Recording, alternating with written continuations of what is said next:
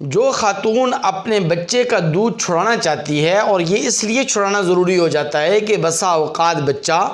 مدت رضاعت سے بھی زیادہ دودھ پینے کا خواہش اور متمنی رہتا ہے۔ سب سے پہلے یہ بات عرض کرنا ضروری ہے کہ مدت رضاعت کیا ہے،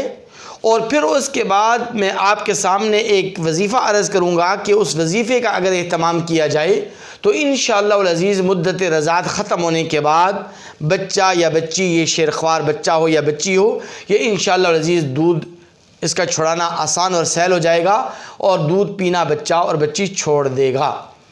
سب سے پہلی اور بنیادی بات یہ کہ مدت رضاعت کے بارے میں علماء کے اور ائمہ اکرام کے مختلف قسم کے اقوال ہیں۔ کسی نے 2 سال مدت رضاعت قرار دی، تو کسی نے 2.5 سال قرار دی، تو کسی نے 6 مہینے قرار دی، کسی نے 21 مہینے، تو کسی نے 23 مہینے قرار دی۔ لیکن بہرحال جمہور فقہاء اکرام کا اس بات پر اتفاق ہے، اور جمہور فقہاء اکرام نے یہ کہا ہے کہ مدت رضاعت یہ 2 سال ہے، یعنی 2 سال تک آپ اپنے بچے کو، شیرخوار بچے کو یا بچی ہو، اس کو آپ دودھ پلا سکتے ہیں۔ 2 سال کے بعد پھر مدت رضاعت ختم ہو جاتی ہے، اس کے بعد پھر دودھ نہیں پلانا چاہیے۔ امام اعظم ابو حنیفہ رحمہ اللہ کا ایک قول یہ ہے کہ اگر بچہ 2 سال کے بعد، 2 سال مدت رضاعت ختم ہونے کے بعد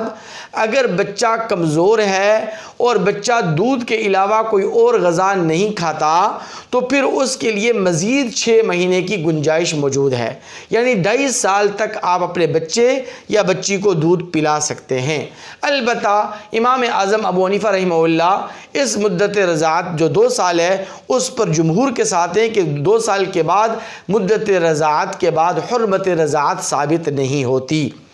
لیکن بہرحال اگر کوئی بچہ اتنا کمزور ہے اور وہ دودھ کے علاوہ، ماں کے دودھ کے علاوہ کوئی غذا نہیں کھا رہا، تو پھر آپ اس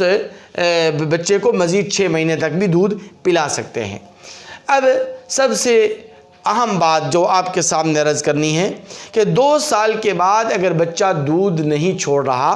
اور اسی طرح 2.5 سال کے بعد بھی اگر بچہ دودھ نہیں چھوڑ رہا، شیرخوار بچہ ہے یا بچی ہے، دودھ نہیں چھوڑ رہا، تو پھر اس کے لیے ایک انتہائی مجرب اور مؤثر ترین وظیفہ علماء نے لکھا ہے، وہ یہ کہ آپ 3 مرتبہ شروع میں درود شریف پڑھیں۔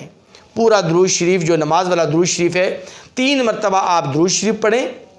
یا کوئی بھی مختصر سا درود شریف پڑھ لیں۔ شروع میں 3 مرتبہ درود شریف پڑھنا ہے، اس کے بعد 11 مرتبہ آپ نے یا متینو کا ورد کرنا ہے۔ یا متینو